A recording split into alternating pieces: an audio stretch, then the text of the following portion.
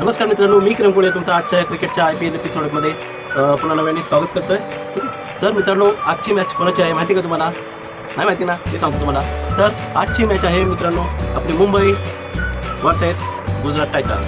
तर आजची मॅच कुठे होणार आहे, कधी होणार आहे, कोण खेळाडू चांगले खेळतील, पिच कशा प्रकारची असेल, ठीक आहे. तर ह्या सगळ्यांविषयी माहिती घेऊन आलेलो आहे तुमच्यासाठी. तर बघत राहा हा पूर्ण आपला एपिसोड. ठीक आहे. कुठे स्किप करू नका, उठून जाऊ नका. ठीक आहे. तर ही पूर्ण माहिती आता मी तुम्हाला टप्प्याटप्प्याने सांगतो कसं प्रोग्रेस. ठीक आहे. तर मित्रांनो, आजची मॅच होणार आहे नरेंद्र मोदी स्टेडियम. हे कुठे माहिती आहे? अहमदाबाद, गुजरात. ठीक आहे. तर हे आहे जगातलं सगळ्यात मोठं स्टेडियम. तर ह्या स्टेडियमवर ही आजची मॅच रंगणार आहे, जिथे आपलं लास्ट वर्ल्ड कपसुद्धा झाला होता. बघितला होता किती जबरदस्त मॅच झाली होती त्या वर्ल्ड कप. तर इथे होणार आहे आपली ही आजची मॅच. तर इथे बघायला गेलं मित्रांनो, तर नेहमीच गुजरातचं जे हे होम ग्राउंड आहे, हे जे ग्राउंड आहे ते नरेंद्र मोदी स्टेडियम.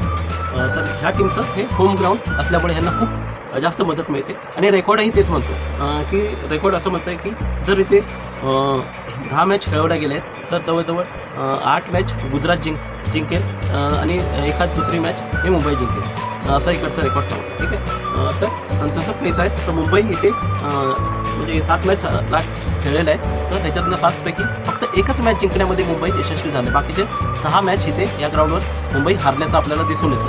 ठीक आहे. हे नोट करून ठेवा. तर मित्रांनो, जवळजवळ इथे आत्तापर्यंत नरेंद्र मोदी स्टेडियमवर आत्तापर्यंत 44 मॅच 44 मॅच खेळवल्या गेलेल्या आहेत. ठीक आहे. त्यापैकी फर्स्ट बॅटिंग करताना 21 मॅच, जी फर्स्ट बॅटिंग करणारी टीम आहे ती 21 वेळा मॅच जिंकलेली आहे. तर सेकंड बॅटिंग करणारी टीम ह्या ग्राउंडवर 22 वेळा मॅच जिंकल्याचं आपल्याला आढळून येतं. आणि एक मॅच राहिली तर ती टाय स्वरूपामध्ये झालेली आपल्याला आढळली. ठीक आहे. आणि एव्हरेज स्कोर किती असेल ह्या ग्राउंडचा माहिती आहे का तुम्हाला? नाही माहिती, सांगतो. तर एव्हरेज स्कोर ह्या ग्राउंडवर 180च्या आसपास एव्हरेज स्कोर आहे ह्या ग्राउंडचा. त्याचबरोबर हायेस्ट स्कोर माहिती आहे का या पिचवर किती आहे? तर ह्या ग्राउंडवर हायेस्ट स्कोर आहे 243. ठीक आहे. IPLचा तर 243 हाय स्कोर आहे ह्या ग्राउंडवर. ठीक आहे. तर मी आता काय सांगतो ते थोडक्यात आहे. जर मुंबईची जर पहिली बॅटिंग असेल ह्या ग्राउंडवर, ठीक आहे, तर आत्ताचा जो फॉर्म बघता, ठीक आहे, मला असं दिसून येतं की आत्ताचा जो चालू फॉर्म बघता मुंबईचा खूप खराब फॉर्म चाललेला आहे. तर त्याला बघता इथे आज मुंबई जास्तीत जास्त 150 ते 170चा स्कोर मारू शकते जर फर्स्ट बॅटिंग असेल तर मुंबईची. ठीक आहे. आणि त्याच्या विरुद्ध जर बघायला गेलं गुजरातची जर फर्स्ट बॅटिंग आली तर आपल्याला ह्या पिचवर गुजरात जवळजवळ 190 ते 220-30 पर्यंत रन मारताना आपल्याला दिसू शकते. बघा किती मोठी तफावत आहे. मुंबई किती स्कोर मारू शकते आणि गुजरात किती स्कोर मारू शकते हे तुम्हाला सांगितलं आहे फर्स्ट बॅटिंग करताना. ठीक आहे. हे होईल आणि तुम्ही ते बघायला सांगायला. ठीक आहे. बघितला तर कॉमेंट्स नक्की करा आणि सांगा, ठीक आहे, की हे प्रेडिक्शन खरं ठरलं की नाही ते. ठीक आहे.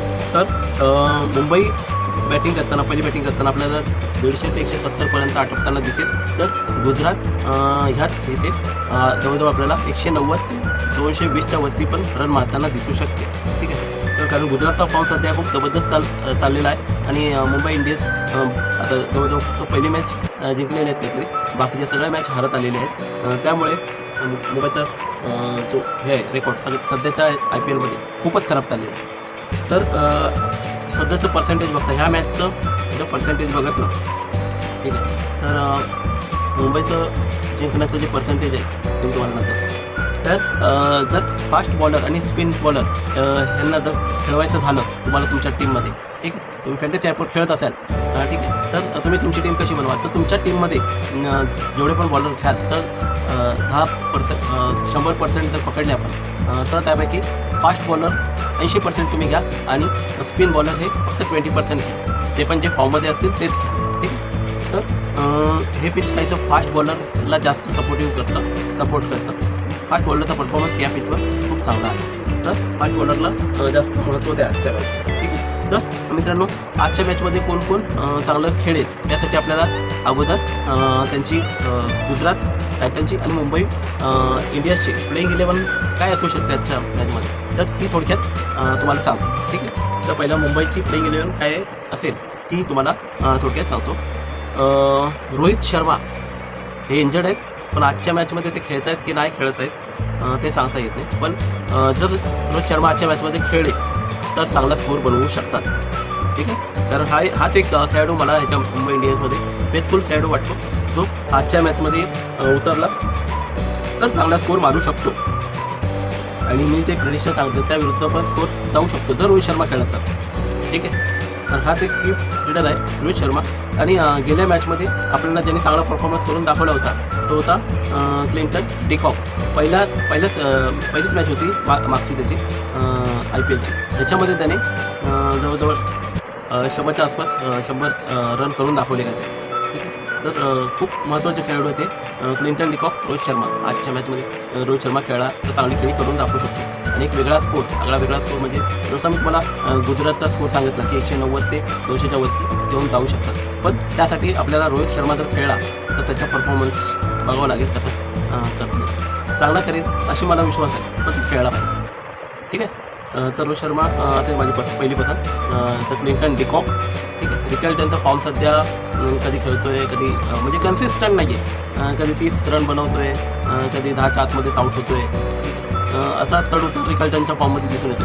खेळाडू खूप जबरदस्त आहे रिकल्टन, त्यामध्ये काही शक नाही. पण रिकल्टनचा फॉर्म सध्या चढ उतार चाललेला आहे, त्यामुळे बघावं लागेल आजच्या मॅचमध्ये कसं खेळतो. सूर्यकुमारचा फॉर्म सगळ्यात घटिया फॉर्म सध्या मुंबई इंडियन्समध्ये कोणाचा चालला आहे तर सूर्यकुमार यादवचा.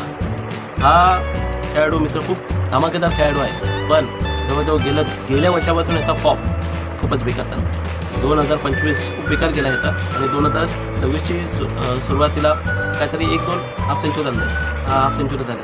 बाकी जेव्हा संघाला गरज आहे तेव्हा ह्याच्याकडनं खेळही निघत नाही आहे. लवकर आउट होऊन तंबूमध्ये परतत आहे, त्यामुळे सूर्यकुमार यादववर विश्वास राहिलेला नाही. ठीक आहे, तर ह्याचा परफॉर्मन्स मला काही व्यवस्थित वाटत नाही. आजच्या मॅचमध्ये पण काही व्यवस्थित खेळ आहे असं वाटत नाही. त्याच्यानंतर नमनधीरने चांगला परफॉर्मन्स करून दाखवला आहे IPLमध्ये, त्यामुळे तो असेलच या मॅचमध्ये. तर त्याच्यानंतर आहे हार्दिक पांड्या. हार्दिक पांड्या हा कॅप्टन आहे मुंबई इंडियन्सचा, पण ह्याचा फॉर्मही चढ उतार वाढत आहे.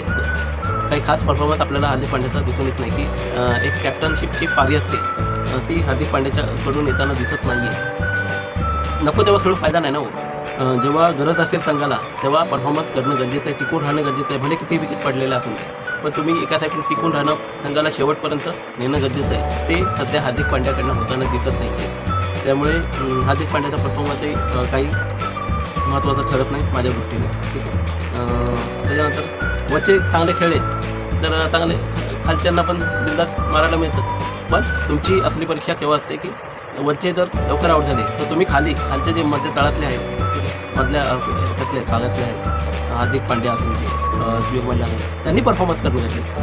पण सध्या त्यांच्याकडनं परफॉर्मन्स निघत नाही. कसे जिंकतील मुंबई इंडियन्स? विचार करण्याची गोष्ट आहे. त्यांच्या संघ मालक नक्कीच या गोष्टीवर विचार करतील. जर त्यांना मॅच जिंकायचे असतील तर पुढे तर नक्कीच टीममध्ये फेरबदल होताना मोठे दिसू शकतात. ठीक आहे, खूप चांगले खेळाडू आहेत मुंबई इंडियन्समध्ये, पण त्यांना खेळवलं गेलं पाहिजे. जे अनफॉर्म खेळाडू आहेत त्यांना बसवलं गेलं पाहिजे अशी माझ्याकडनं तरी अपेक्षा असेल. ठीक आहे, त्याच्यानंतर आहे ॲज युजल टिळक वर्मा. याचा पण फॉर्म सध्या खूप घटिया चालला आहे. टिळक वर्मा कधी खेळतोय म्हणजे 5 मॅच खेळला तर 5 मॅचमध्ये एखाद्या मॅचमध्ये चांगला खेळून दाखवेल, बाकी 4 मॅच फेल, अशी त्याचा चढ उतार चालला आहे. 10 मॅच खेळला तर 2 मॅचमध्ये चांगला परफॉर्मन्स असेल, 8 मॅच फेल. असा परफॉर्मन्स असलेले खेळाडू काय करायचे? हेच खेळाडू आपल्या इंटरनॅशनल टीममध्ये असा परफॉर्मन्स असेल तर टीम कशी जिंकणार? एखादा खेळाडू चांगला खेळणार आणि त्याच्या जीवावर सगळेजण उड्या मारणार, हे योग्य वाटतं का तुम्हाला? नाही ना. तर असे खेळाडू बसवले गेले पाहिजे आणि जे फॉर्ममध्ये खेळाडू चाललेले आहेत ठीक आहे त्यांना घेणं गरजेचं आहे टीममध्ये. आणि आता खूप नवोदित खेळाडूंनी दरवाजा ठोकवलेला आहे इंडियन टीमचा, तर त्यांना नक्कीच त्यांचा विचार झाला पाहिजे. कारण आपले जे अगोदरचे खेळाडू आहेत, टिळक वर्मा आहे, सूर्यकुमार यादव आहे, ठीक आहे, साई सुदर्शन आहे, हे अनफॉर्म दिसत आहेत मित्र. तर ह्यांना सध्या बसवणं गरजेचं आहे. त्यांचा जोपर्यंत फॉर्म व्यवस्थित होत नाही आहे तोपर्यंत त्यांना बसवणं गरजेचं आहे. त्यांना लोकल मॅच खेळवले गेले पाहिजे, त्याच्यामध्ये चांगला परफॉर्मन्स येतो आहे असं दिसलं तेव्हा सिलेक्टरने इंटरनॅशनल टीममध्ये त्यांना परत घेतलं पाहिजे. पण तोपर्यंत काय करायचं, तर त्यांच्या जागी सूर्यवंशी आहे, ठीक आहे, हे शुभमन गिलचा पण सध्याचा फॉर्म खूप चांगला दिसत आहे. तर शुभमन गिलला सुद्धा मोका मिळू शकतो. त्याच्याबरोबर अय्यर आहे, ठीक आहे. तर हे नवीन जुने खेळाडू आहेत की ते परत आणण्याची गरज आहे T20 टीममध्ये, एक मजबूत टीम करायची असेल, ठीक आहे. आणि काही नवीन खेळाडू पण येत आहेत, परफॉर्मन्स करताना आपल्याला IPL मध्ये दिसलेले आहेत. तर त्यांना मोका भेटला पाहिजे इंटरनॅशनल टीममध्ये. जर तुम्हाला जिंकायचं असेल, भारताचं नाव राखायचं असेल, ठीक आहे.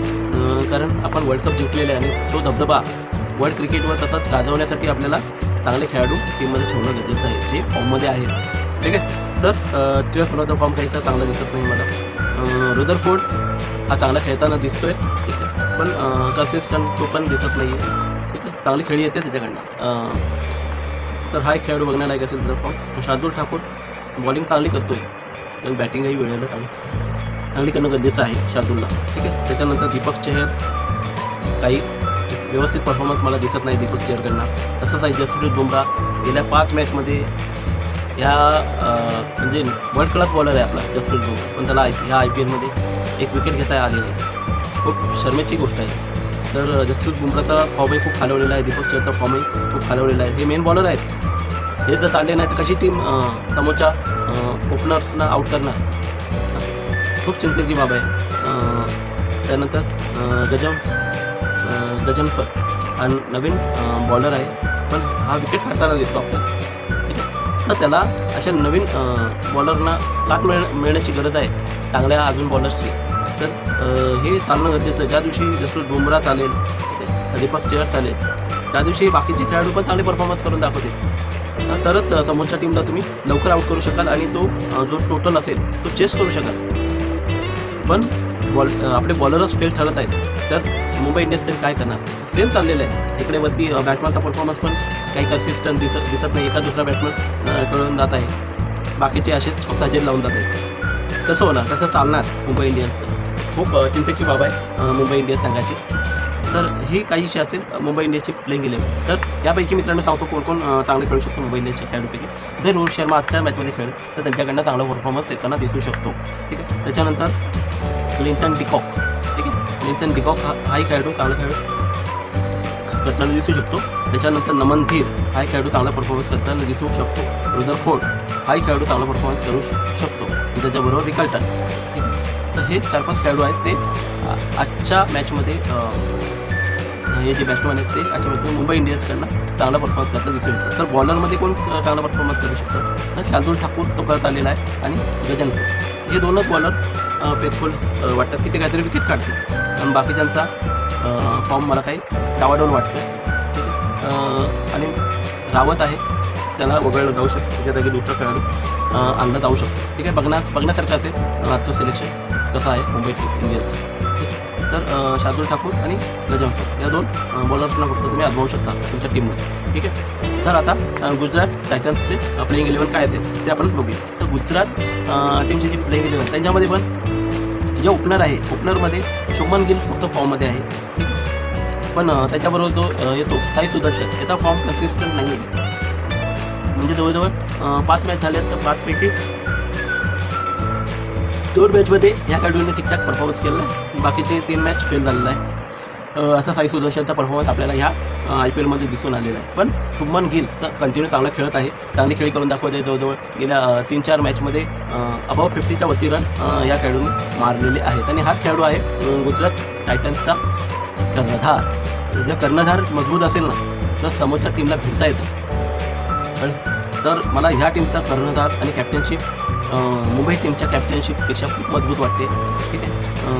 तर थोडं सांगेल कॅप्टनशिपचा काय फरक, ठीक. तर शुभमन गिल याचा परफॉर्मन्स आजच्या मॅचमध्ये नक्कीच चांगला होईल असं वाटतं. त्यानंतर साई सुदर्शन काही खास वाटत नाही आहे. जॉस बटलर नक्कीच चांगला परफॉर्मन्स करताना दिसू शकतो. त्याचबरोबर वॉशिंग्टन सुंदरही चांगला परफॉर्मन्स करताना दिसू शकतो, ठीक आहे. नंतर ग्रँड फिलिप्स फिलिप्स खूप चांगला खेळाडू आहे, पण तो सध्या कन्सिस्टंट नाही आहे. चांगला खेळला तर खूप चांगली खेळ दिसेल, बॉलिंग पण टाकतो, बॅटिंग पण करतो, पण ह्या IPLमध्ये कन्सिस्टंट दिसला नाही आहे आतापर्यंत. जॉस बटलर, वॉशिंग्टन सुंदर, शुभमन गिल हे चांगला परफॉर्मन्स करताना दिसू शकतात. त्यांचा फॉर्म आत्तापर्यंत IPLमध्ये खूप चांगला दिसून आला. ठीक आहे. तर आणि त्याच्यानंतर राहुल तेवातिया, शाहरुख खान हे दोघं एवढे काही खास नाही खेळाडू, ठीकठाक फिल्डिंग करत आहेत. त्यांच्यावर बॅटिंग करण्याची जास्त वेळ येत नाही, त्यांना जास्त बॅटिंग मिळतही नाही आहे, त्यामुळे त्यांचा परफॉर्मन्स काही आपू शकत नाही आतापर्यंतच्या मॅचमध्ये. त्याच्यानंतर बॉलरकडे बघायला गेलं तर आपल्याला नवोदित बॉलर अशोक शर्मा हा फास्ट बॉलर आहे नवीन, खूप चांगली ॲक्शन आहे, जबरदस्त ॲक्शन आहे, पण विकेट घेतो, पण विकेट बरोबर भरपूर नाही देतो. तर त्याला एक चांगला टप्प्यावर बॉलिंग टाकण्याची गरज आहे, जेणेकरून रन रोखणं खूप गरजेचं आहे. त्याचा परफॉर्मन्स चांगला आहे, तो विकेट घेतो आहे, पण विकेट घेण्याबरोबर IPLमध्ये कमीत कमी रन्स देणं गरजेचं आहे. तर हा काहीसा रन्स रोखण्यामध्ये थोडासा अनसक्सेसफुल ठरलेला आहे अशोक शर्मा. ठीक आहे. तर त्या गोष्टीवर त्याने काम केलं तर खूप जबरदस्त बॉलर आहे अशोक शर्मा. ठीक आहे. त्याच्यानंतर येतो आपला राशिद खान, खूप मस्त खेळाडू आहे, ऑलराऊंडर खेळाडू, बॅटिंगची गरजही वेळेला पूर्ण करतो. पण हा IPL राशिद खानसाठी सुद्धा जास्त चांगला नाही राहिला. तर राशिद खान बॅटिंग करतो, बॉलिंग करतो, पण आतापर्यंत IPLमध्ये बघितलं तर कन्सिस्टंट त्याच्याकडनं काही परफॉर्मन्स आला नाही. एका दुसऱ्या मॅचमध्ये खूप चांगला परफॉर्मन्स केला, 3 विकेट 2 विकेट अशा घेतलेल्या आहेत, पण त्याच्याकडनंही कन्सिस्टंट परफॉर्मन्स आला नाही. त्यानंतर मोहम्मद सिराज हा नेहमीच विकेट घेतो आहे, 1-2 विकेट मिळवून देतो, कसिगो रबाडा तोही 1-2 विकेट 2-3 विकेट असं काढून देतो, त्याबरोबर प्रसिद्ध येतो. हा खेळाडू ह्या टीमचा बॉलिंगचा बॅकबोन आहे. म्हणजे मला जर ह्या संघातून 2 बॉलर निवडायचे झाले की जे कन्सिस्टंट विकेट घेत आहेत, तर प्रसिद्ध कृष्णा आणि अशोक शर्मा या दोघांना मी निवडेल. हे कन्सिस्टंट विकेट घेत आहेत या संघासाठी, गुजरातसाठी. तर ही असेल गुजरातची playing 11. Shubman Gill, Sai Sudharsan, Jos Buttler, Washington Sundar, N Phillips, Rahul Tewatia, Shahrukh Khan, Ashok Sharma, Rashid Khan, Mohammed Siraj, Kagiso Rabada आणि प्रसिद्ध कृष्ण. तर मित्रांनो, यापैकी की प्लेयर्स महत्त्वाचे खेळाडू कुठले आहेत ते तुम्ही निवडू शकता तुमच्या याच्यासाठी, तर सांगतो. शुभमन गिल हा महत्त्वाचा असेल आजच्या मॅचमध्ये, जॉस बटलर हा सुद्धा महत्त्वाचा असेल आजच्या मॅचमध्ये, वॉशिंग्टन सुंदर हा सुद्धा महत्त्वाचा आहे आजच्या मॅचमध्ये. त्याचबरोबर अशोक शर्मा, ठीक आहे, बॉलिंगमध्ये. नंतर आहे प्रसिद्ध कृष्णा हा सुद्धा महत्त्वाचा आहे, आणि त्याचबरोबर राशिद खान हा सुद्धा आजच्या मॅचमध्ये की प्लेयर करू शकतो.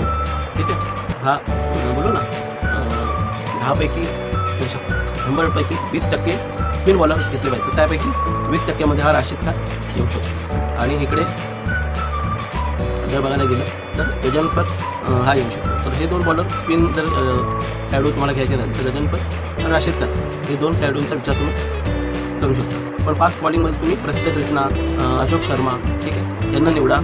तसेच शार्दुल ठाकूर, ठीक आहे, याची निवड करा. हे 3 खेळाडू तुमच्या टीममध्ये असलेच पाहिजे जर तुम्हाला जास्त पॉईंट्स काढायचे असतील. आणि बॅटिंगमध्ये शुभमन गिल असेल, जॉस बटलर असेल, वॉशिंग्टन सुंदर असेल, फिलिप्स असेल, आणि इकडे क्लिंटन डिकॉक असेल. ठीक आहे. रोहित शर्मा जर खेळत असेल तर रोहित शर्माला पण तुम्ही विचार करू शकता घेण्याचा. त्यानंतर रदरफर्ड असला पाहिजे. ठीक आहे. तर ही असेल माझी फॅन्टसी टीम. ठीक आहे. मी आता काही की प्लेयर सांगितले त्यांना घेऊन फॅन्टसी टीम बनवू शकता, तुम्ही जास्तीत जास्त पॉईंट्स मिळवू शकता. ठीक आहे. तर मित्रांनो, हे आहे आजची प्रेडिक्शन. तर आजच्या मॅचमध्ये मित्रांनो कोण जिंकेल सांगू शकता का? मी सांगतो तुम्हाला. तर मित्रांनो, आजच्या मॅचमध्ये मला गुजरात टायटन्स जिंकताना दिसते. ठीक आहे. कारण त्यांचा पूर्ण आलेख बघता या दोघांमधला मला गुजरातचा जो परफॉर्मन्स आहे आणि रेकॉर्ड आहे तो खूप मजबूत दिसतो आहे मुंबई इंडियन्सच्या विरुद्ध या आजच्या मॅच. ठीक आहे. त्याच्यावरनं मी सांगतो आहे आजच्या मॅचमध्ये मला गुजरात विन होताना दिसते. तुम्हाला कोण होताना दिसते तर ते कॉमेंट्स करून मला सांगा. ठीक आहे. बघूया कोणाचं प्रेडिक्शन सत्य ठरते. कॉमेंट्स करायला शिका ना, व्हिडिओ बघताय ना, कॉमेंट्स करा. ठीक आहे. तरच आणि शेअर करा, जेणेकरून आपली ही फॅमिली रोज थेंबे थेंबे तळासाठी म्हणतात ना, तशी रोज शेअर करा तुमच्या व्हॉट्सअपच्या ग्रुपमधून आपला हा व्हिडिओ. इंस्टाग्रामचा अकाउंट असेल तर इंस्टाग्रामच्या अकाउंटवर, फेसबुकचा अकाउंट असेल तर फेसबुकच्या अकाउंटवर, असं शेअर करा म्हणजे आपली फॅमिली अजून वाढेल. ठीक आहे. मजा येईल फॅमिली वाढली. ठीक आहे. तर मित्रांनो, एवढंच बोलून मी आता तुमचा निरोप घेतो. ठीक आहे. Thank you very much. जय हिंद, जय महाराष्ट्र.